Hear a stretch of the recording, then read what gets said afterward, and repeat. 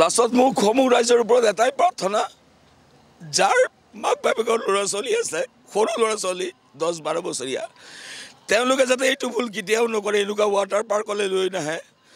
যাৰ তাত এখন এম্বুলেঞ্চ নাই, 2,500 বোলে মানুহ সোমাইছে আজি। এটা অৰ্গেনাইজেশ্যনত যেতিয়া 2,500 মানুহ এনজয়মেণ্টৰ কাৰণে সোমাব, কিয় এম্বুলেঞ্চৰ এখন এটা ফেচিলিটি নাই? চৰকাৰে সেইখিনি চাব লাগিছিলে, চেক কৰিব লাগিছিলে। মই অকলে লৈ দৌৰি আহিছিলোঁ, মোক দেখা পাই লাষ্টত দৌৰি আহিছে সিহঁতৰ মেনেজমেণ্টৰ মানুহ। সেইটো ডেফিনেটলি আহিবই লাগিব, কিন্তু প্ৰথমতে মই তাক উঠাই পেলাই আনিছোঁ। এনেকুৱা ধৰণৰ কিবা প্ৰশ্ন আহিছে নি যেন আপোনালোকে কাকো ক'ব নালাগে, আমি ট্ৰিটমেণ্ট কৰিম? কৈছে খালি এইখিনিয়ে, এতিয়া বৰ্তমান আপুনি ল'ৰাটোক ট্ৰিটমেণ্ট কৰক। মই যে সেইটোতো কৰিমেই, আপুনি পইচা দিয়ে কিবা দিয়ে নিদিয়ে সেইটো মোৰ লোকফটাৰ নহয়। আপুনি কি কৰিব? As a father, as a দেউতাক, মই তাক আজি বচামেই। মই কিডনী বিক্ৰী কৰি হ'লেও তাক বচাব লাগিব। বহুত মৰমত এটা মহ খাবলৈ নিদিওঁ, মহে কামুৰিবলৈ নিদিওঁ তাক মই। সেই অৱস্থাত আজি ৱাটাৰ পাৰ্কত চকুৰ সন্মুখত সি চিটিকি পৰিছে 9 ফুট ওপৰৰ পৰা। বেলডাল লগাই দিয়া নাই, গোটেই মামৰে খোৱা সিহঁতৰ ইকুইপমেণ্টছ যিমান আছে। ৰাইজ এনেকুৱা পাৰ্কলৈ কেতিয়াও নিনিব নিজৰ বাচ্চাক, ড্ৰিমলেণ্ডত কেতিয়াও নিনিব।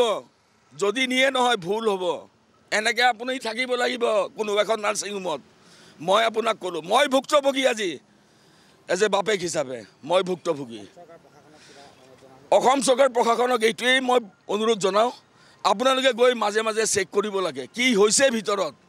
এই যে 3,000 মানুহ সোমাই গৈছে, সেই মানুহখিনিৰ লগত কি হৈছে এবাৰ খালি চেক কৰিব জৰুৰী, চেক কৰিব লাগিছিলে। নকৰাৰ কাৰণেই আজি মই ভুক্তভোগী। এই মই আছোঁ হেল্থ চিটি নাৰ্ছিং হোমত। যদি প্ৰশাসনে যদি প্ৰপাৰলি যদি গাইডলাইনছত চলালে হয়, এইখিনি হ'বলৈ নাপালে হয়। আজি এটা ইণ্ডাষ্ট্ৰীত এক্সিডেণ্ট হ'লে লেবাৰ ডিপাৰ্টমেণ্টে তলা লগাই দিয়ে, চিজ কৰাই দিয়ে। আজি ড্ৰিমলেণ্ডত কিয় চিজ কৰাব পৰা নাই? তাৰ পাছতো মানুহ সোমাই আছে দাদা, ফুল মানুহ, তাৰ পাছতো মানুহ সোমাই আছে। মই জনামতে মানুহ সোমাই আছে। সিহঁতে কিয় গেটখন ৰখাই নিদিলে? আজি এনেকুৱা এটা ইনচিডেণ্ট হৈছে, আপোনালোক ৰখি যাওক।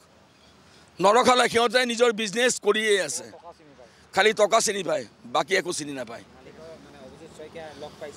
মই অভিজিত শইকীয়াক লগ পাইছোঁ, আহিছে এবাৰ নাৰ্ছিং হোমত। জাষ্ট তেখেতে ফৰ্মেলিটিজটো মেইনটেইন কৰিবৰ কাৰণে আহিছে, আৰু একো নহয়। কৰিছে, কিছুমান পে'মেণ্ট কৰিছে তেখেতে, কাৰণ তেখেতে কৰিবই লাগিব। তেখেতে নকৰাত, তেখেতে কৰক নকৰে সেইটোতো মোৰ লুক আফটাৰেই নহয়। তেখেতে নকৰিলে মই কৰিম, বাছ এইখিনিয়ে মোৰ।